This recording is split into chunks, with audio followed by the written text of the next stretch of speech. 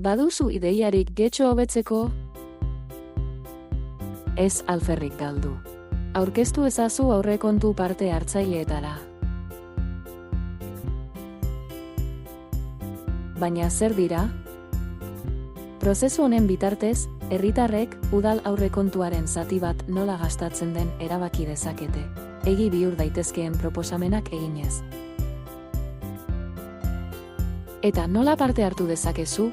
Getxon bizi bazara, online egin dezakezu parte hartzeko plataformaren bidez, edo formularioa udalerriko postontzi, hautestontzi edo informazio moduluetan utziz.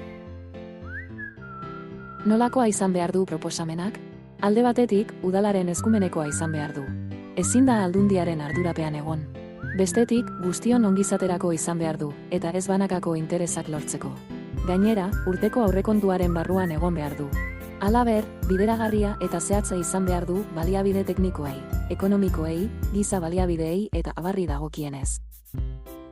Eta gero, zer prozesu jarraitzen dute proposamenek? Lehenik, herritarrek proposamenak udalari bidaltzen dizkiote.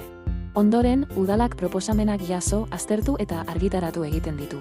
Baliozko proposamenak proiektu bihurtzen dira, eta herritar guztiek bozka ditzakete. Azkenik, udalak esleitutako aurrekontuan sartzen diren proiekturik bozkatuenak gauzatzen ditu.